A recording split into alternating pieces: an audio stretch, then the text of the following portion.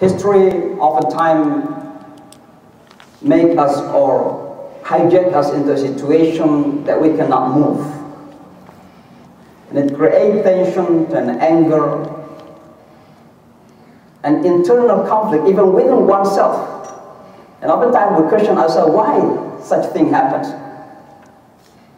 And so I think it's very important right now to realize that as we are entering into this new era of our ummah, that unfortunately, sadly, being influenced by such tremendous conflict and tension around the world, to realize that we need to come back.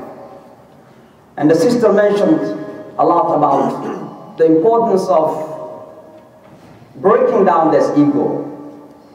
Because the reason why we don't want to acknowledge our shortcomings and mistakes is because of that arrogance. Because of that arrogance and ego.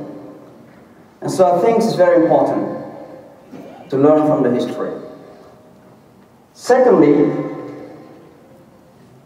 politicization of the religion. And unfortunately, it happens everywhere. Even in this beloved country of democracy.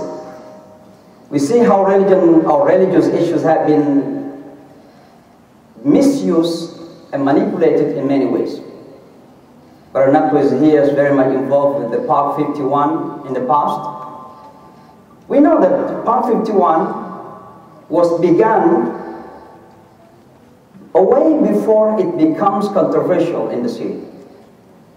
But when there's a candidate made as a campaign tools, there's the beginning of explosion. So when religion is misused for political interests, either here in this country or anywhere else in the world, just wait for the result. And then we are starting blaming one another. Yet it is because of politicization of the religion. And I would like to mention particularly, I am from Indonesia.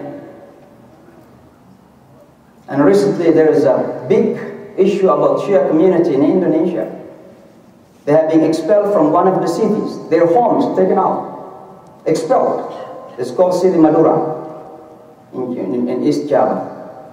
And I just came back 2 months ago. And I asked the people what really happens.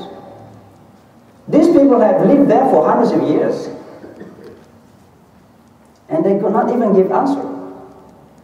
And the only answer is because there are certain political forces behind the scene who try to manipulate the sentiment of the people with an assumption that when you please the majority, you are going to get the votes. So look at the politicization of the religion. This is number 2. I don't want to be prolonged about this. Number 3, my brothers and sisters, is certainly media. Media doesn't help us at all. I hope tomorrow they will be on the front page of Daily News or New York Post.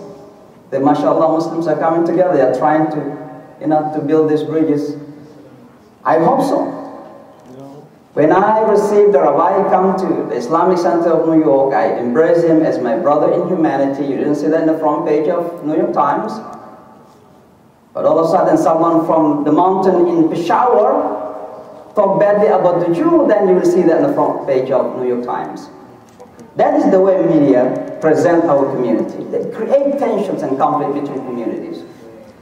Media is so powerful, my brothers, and that's why Allah reminds us in the Holy Quran, إِن جَاءَكُمْ فَاسِقٌ بِنَبَإٍ فَتَبَيَّنُوا. We have to take care of the media. But the last one is very crucial. And that is about understanding our religious texts. Brothers and sisters, understanding our religious text literally may lead us into what Sister Nicole says, religious arrogance. And I'm sorry to connect between the word religious and arrogance. Because this is one of the most dangerous phenomena at this time. People in the name of the religion killing others in the name of I'm the most religious, so others are wrong. And oftentimes it is based on certain understanding from our religious text. Brothers and sisters, you say the manipulation of verses of the Holy Quran. We don't have to talk about different groups within our Muslim community. Even when we talk about Jews and Christians, look at the ayat, how our neighbors, Jews and Christians to our sides, and you say, no, Ya ayyuhalladhina amanu la tattakhidul yahuda wan nasara awliya. And then we translate the word awliya very simplistically, that we cannot be friends with Jews and Christians. How are you going to live in New York without being friends with Jews and Christians around? Islam is not coming to threat others. Islam is coming to be partners with others. That is our position. Muhammad sallallahu alayhi wa sallam, among the first things that he did in Medina, he embraced all segments of the society by forming the first ever civic constitution called Charter of Medina. And he included Jews, Christians, even the pagans. And who we have to say we cannot be friends with Christians and Jews? The problem is because we misinterpret and we understand the verse of the Holy Quran literally without understanding the context. My brothers and sisters, because of the time, I just wanted to go directly to what we're going to do with this. There are also 4 points I'd like to mention. Number 1, we need courage. We cannot give up. There have been a lot of tension, conflicts, war, killings. In the name of this sectarianism, it's the time for us to come back and go beyond this. And we can only do that when you have courage. My brothers and sisters, go and Google Shamsi. A lot of things have been said. Because of our courageous stand to build bridges of understanding with other people around us, we need courage. Number 2, we have to understand that at-tanawwu', diversity, particularly within a community, is at-tabi'a al-ilahiyah. وَلَوْ شَاءَ اللَّهُ لَجَعَلَكُمْ أُمَّةً وَاحِدَةً. If Allah wills, He make you one nation, one group. But Allah doesn't want that.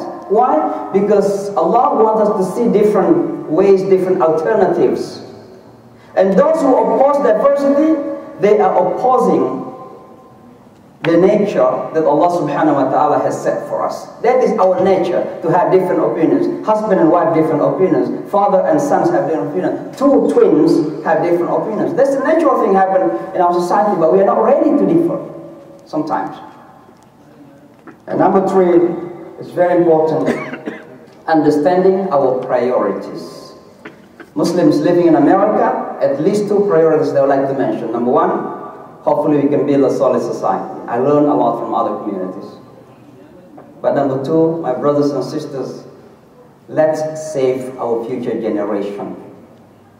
These are 2 priorities. Rather than fighting about, well, when you want to pray, what the way to follow? This way or that way? We are losing our generation. We are fighting in the masjid, you follow that mazhab or that mazhab, while our generation are not coming to the masjid anymore because we don't understand priorities. The last point, my brothers, we have to have common enemies. And common enemies is present within our own communities. Poverty, ignorance, these are all violence that we have within the Muslim community.